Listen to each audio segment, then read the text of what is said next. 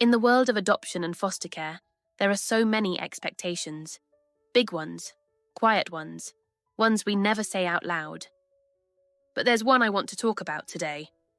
One that sits, almost invisibly, behind so many decisions, so many placements, so many implied well-meant intentions. It is called the Great Expectation. It's the belief that infants and very young children are born with an almost magical resilience. That because they are tiny, because they seem to adapt so quickly, they can live through frightening, wounding experiences and simply leave it all behind. No lasting cost, no hidden fallout, just a fresh start. And when you hear it put like that, it sounds crazy, right? Yet somewhere along the way, this expectation has become the quiet default.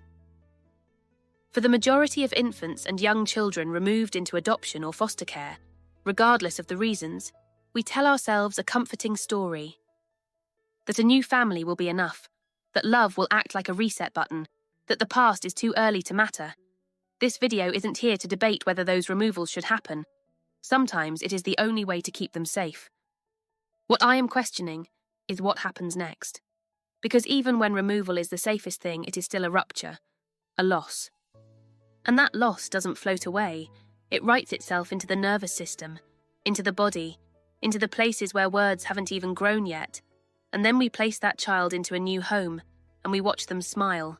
We watch them reach for a new caregiver's hand, and something in us breathes a sigh of relief and says, "See? They're fine. Look how quickly they've attached." That is the Great Expectation in action. The assumption that survival connection is the same as healing. But the ability to form an attachment, even a very real one, doesn't mean the trauma has been processed. It doesn't mean the stored fear, the hypervigilance, the silent alarm system inside that small body has been released. In this series, we're going to explore what happens when we stop mistaking survival for resilience. We'll look at how removal trauma gets ignored, misread, or just ignored entirely.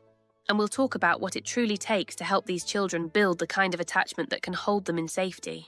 Because forming a secure bond isn't something that happens just because time passes. It happens through thousands of tiny, consistent moments. Through a grown-up who understands the work isn't about forgetting the past, but learning to make sense of it together. Real resilience isn't the absence of pain. It's the capacity to heal slowly, messily, beautifully, when the pain is finally seen. So this is an invitation to look again at the stories we tell ourselves, to replace the fantasy of automatic recovery with a commitment to walk alongside. Because the children deserve more than a great expectation. They deserve a great understanding. Good morning, good afternoon, good evening all, it's Bear here. And in today's video we're doing part 2, following on from the last video, where I'm talking about or creating a series of videos around the impact and all the complex layers within removal and placement trauma within the world that is adoption and foster care, with the hope of creating conversation and the understandings needed to resolve things. Like I said in my last video, in recent weeks and months, I've been asked or approached by several children of adoptees. And in the conversations we've had, it clearly shows the impact generationally removal and placement trauma has, and how there is literally no understanding of it out there. There is nowhere to really go that gets it from this specific demographic, this specific area. And attachment theory and the way it is viewed, because it is just that little bit off, doesn't quite get there and ends up negatively reinforcing the process of understanding and healing the impacts of removal and placement trauma. In this video, there are so many layers to this, and it is such a complicated process and mess to try to make sense of and to create some semblance of order. But I want to start with some few simple understandings. Like in the last video, I explained we need to separate removal trauma, the trauma experienced by an infant or a young child when they're removed from biological family and parents, either at birth or post-birth, and the trauma involved in trying to secure a good attachment and connection within placement. Because both feed off each other, both feed into each other as in need and fulfillment. and there's a lot in between. So in this video, I want to focus on the nervous system and what happens without getting too complicated. When you have an infant that is in basically a dorsal vagal shutdown state, and that infant or young child has to find a way to survive. What are the requirements? What is needed? What does an infant or baby or a very young child need to survive from the adults around? Pretty much everything. When you look at this in its open, plain, black and white language, what we expect a traumatized infant or a young child to be able to make sense of and process is impossible. When you remove a child at birth, we know it inflicts trauma upon that child.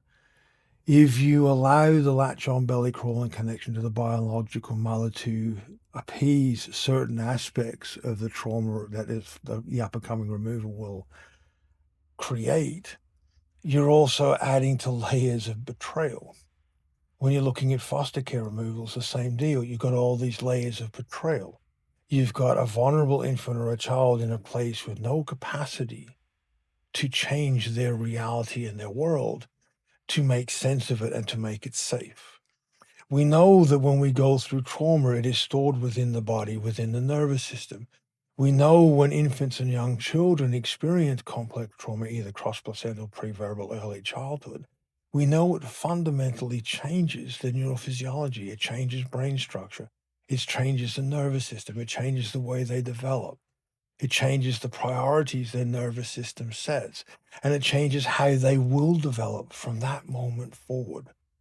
And that's the part people don't get. This trauma is trapped within our physiology, within our nervous system, until it is resolved. The only way to resolve removal trauma is we have to be in a safe enough environment to be able to. We have to have the connections to co-regulate. We have to have the physical complexities around us fulfilled of food, shelter, clothing, safety, warmth, being seen, being validated, being recognized, being understood, all in the felt sense. Because don't forget, the majority of infants and children in this are all pre-verbal or very, very young. There is no cognitive communication that is anywhere capable of creating the understandings around this. There is no cognitive interpretation or vocal language that can explain this to where an infant and a child will truly understand it. Any cognitive approach, any verbal approach, any reassurance, any statements made are irrelevant. It comes down to the felt sense physical interactions between the infant, young child, and caregiver. This is where the difficulty lies. When you have a traumatized infant's nervous system, the cognitive higher brain functions are shut down normally in any high-threat environment or any high-threat state. But also you have the added complexity of in infants and young children, the higher brain functions are not developed yet. They're not supposed to even come online till post 12 months of age. All the sensory nervous pathways and all the pathways, the way the nervous system interprets environment, spatial awareness, develop first to give reference for the analytical parts of the brain to be able to make sense of and interpret accurately the environment. And that is one of the key areas that fundamentally changes. We are forcing an analytical aspect of our mind that is underdeveloped to try to make sense of and to try to find a way to interpret safe. We've all heard of Stockholm syndrome, and there are similar versions and interpretations of it, to where somebody who's been captured long enough because of their sheer state of prolonged fear, they will latch on to who they perceive is the strongest. Well, that's a natural mammalian part of our threat response physiology. We try to align with our perceived threat. We try to align with in the hope that we will not be a threat to them, and therefore we will be safe. We will not be harmed by them. That's the mechanism that forms the attachment base in the beginning within placement, either in long-term foster care or even short-term foster care, and definitely within the world that is adoption with adoptive parents. That threat response gets interpreted as a validated connection by the adoptive parent. But the question lies right in the middle of it. Is it enough to resolve the complexity of trauma experience to that point? In my experience, not even close, because it is a threat survival response. It is like saying, well, because a person's not highly reactive because they're in a complete dorsal vagal shutdown, they're cured of their PTSD or CPTSD. It's a complete fallacy. Yet it is interpreted by adults that child has bonded to me, or that child is bonding to those adoptive parents or to those long-term caregivers. All is well. And this is where one of the fundamental difficulties lies, is no one believes in the depth and complexity that removal trauma has, and the impact it has, and the long-term impact it has on those who live with it. So when we try to explain, or when we try to search for information, or when we try to understand, the resources are not there. The depth of complexity that we need to get our own particular interpretations understood is not there. And our ability to articulate is clouded or masked because of people's natural resistance to believing what we're trying to express or say. I spent decades in the advocacy side around this, trying with departments and organizations within mental health sectors, and including and with clients as a therapist, to explain and get them who are living it right now to understand this is what is going on. The resistance is almost unbelievable because it faces or causes questions that cannot be answered to be looked at. It also is connected to all that trauma that is stored within our nervous system that we have no ability to address or process. There are so many fundamental layers to the response to removal trauma and placement trauma that until we have the understandings and the ability to articulate and the ability to comprehend, we will remain stuck. We will remain trapped and dictated by it. And it will get passed on generationally. Like I said, the motivation to finally get me to do this very complicated set of videos is because I've had several children of adoptees approach me with complicated questions about how them being one of their significant parents, one of their parents being an adoptee, how that has affected their ability to form their own relationships. In the next video, I'll get into a little bit more about one of the largest difficulties within the world of adoption, is because this trauma is stored within our nervous system, because this trauma is there, and anything that tries to tap or connect to it is too much for us to handle or too much for us to process. So we shut down, or we resist, or we push away, or even get aggressive to those that are starting to try to trigger this. In the next video, I want to go into a little bit more detail around one of the biggest triggers to that, which is when an adoptee has their first child. That's very often the very first biological family they've ever come in contact with. And it is a direct line to that repressed trauma from infancy or from early childhood. But that's more for the next video. But in this video, I want you guys to just simply understand and comprehend what is involved with a highly traumatized infant having to analyze and form attachments and connections to their caregivers, and for that to be successful. All the different layers of complexity within it, not, well, the law says that they are now responsible, or they have chosen, or we've chosen, we've picked you up, we're holding you, we're doing this, we're doing everything the book says for us to do, or the pamphlet says for us to do. I'm not talking about any of the justifications. I'm talking about just sit there and think about the emotional complexity involved with forming intimate connections with strangers. We know in the world the difficulty with step parents coming, when a single parent family, a new partner comes in, they had the difficulty they have in forming bonds with the children in that environment. We recognize that. Why don't we understand and recognize the complexity of when we place a child in care, in a foster care, or in adoption, that is tenfold because of everything that's involved. We don't have a biological parent to stand up for us. We don't have a history with a biological parent to protect and stand up for us. We are cold, blindly being placed with strangers to meet every one of our needs.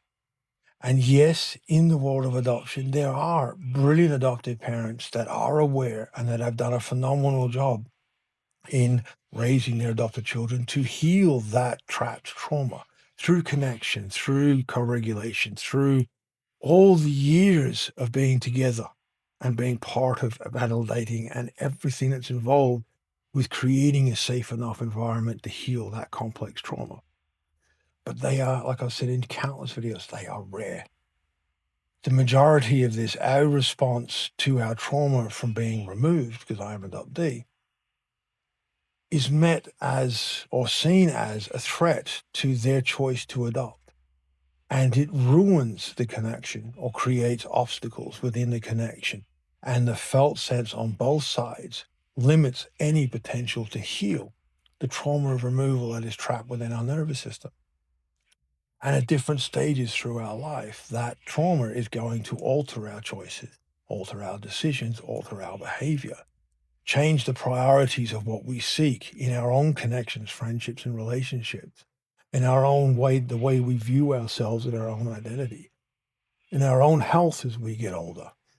There are so many implications that complex trapped trauma within the nervous system and how that plays out. The Felitti studies and the ACE studies all show that clearly. Yet nobody takes the time to realize what it means for a child within the world of adoption and foster care to have to navigate this. Like I said, these videos are not going to stand alone. They are all going to be part of a complex journey, and I hope you will take the time to share that journey with me, and I hope I'm able to do justice to not only the people that I'm trying to give a voice to and my own experiences, but also to the complexity of it and to the depth of required to really understand all of this. But as always, stay tuned for the next video. I love you guys' comments and feedback and your support from my channel, and stay safe, and I will see you all next time. Hope.